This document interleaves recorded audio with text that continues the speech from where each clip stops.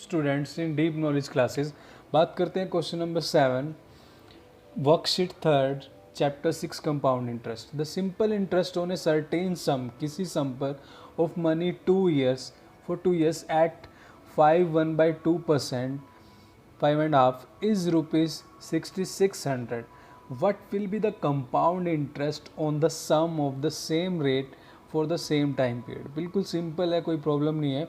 पहले आपके पास क्या होता था, कोई प्रिंसिपल होता था, कोई सम, उस पर आप सिंपल इंटरेस्ट या कंपाउंड इंटरेस्ट फाइंड करते थे।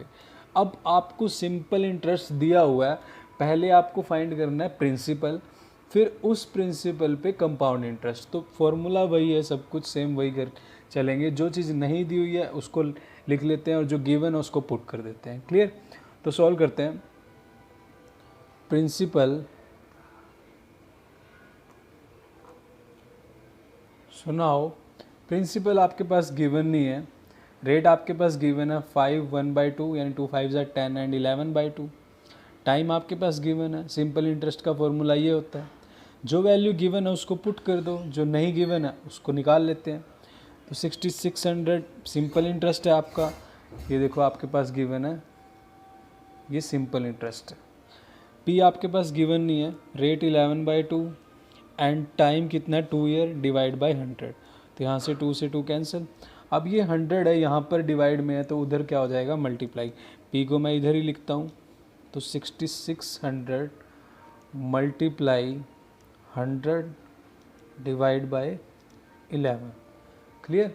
तो अब ये आपके पास क्या आ जाएगा, 11 6 जा 66। तो ये 600 मल्टीप्लाई 100, तो ये आपके पास क्या वैल्यू आ जाएगी, 60,000 रुपीज़। तो ये मेरे पास क्या आ गया, प्रिंसिपल। अब यहाँ आपको प्रिंसिपल मिल चुका है। अब ये सोच लो कि एक नया क्वेश्चन स्टार्ट हुआ है जो हम पहले करते आए हैं। अब प्रिंसिपल दिया हुआ है, इसी प्रिंसिपल पे कंपाउंड इंटरेस्ट फाइंड करना है। तो क्वेश्चन थोड़ा घुमा के दिया था, सारे क्वेश्चन सेम भी नहीं पूछ सकते। अब इसी प्रिंसिपल पे क्या फाइंड करना है, कंपाउंड इंटरेस्ट। सब कुछ गिवन है, टाइम गिवन है, रेट गिवन है, तो फाइंड करते हैं। So now compound interest on this principal. Principal ये होगा, टाइम 2 year होगा, रेट सेम है आपके पास 11/2%। फॉर्मूला, अमाउंट का फॉर्मूला ये होता है, पहले अमाउंट फाइंड करते हैं फिर कंपाउंड इंटरेस्ट। तो प्रिंसिपल दिस, रेट 11/2, 100 नीचे, टाइम 2। तो सॉल्व करते हैं। तो यहाँ पर क्या है, 60,000 मल्टीप्लाई 1 प्लस 11/200 एंड पावर 2। तो 11/200 को मैं क्या राइट कर सकता हूँ, तो देखो 1 प्लस 11/200, तो इसको क्या करेंगे, यहाँ एल्शियम, यहाँ पर क्या आएगा 200 प्लस 11, तो 200 11/200।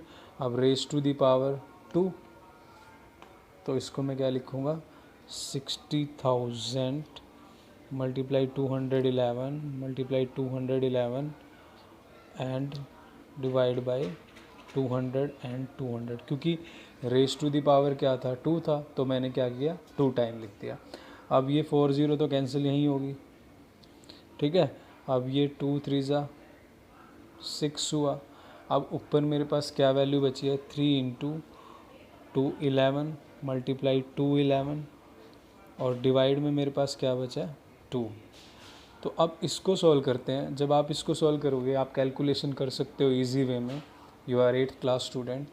तो जब इसको सॉल्व करेंगे तो मेरे पास क्या वैल्यू आएगी, 133,563 डिवाइड बाय 2।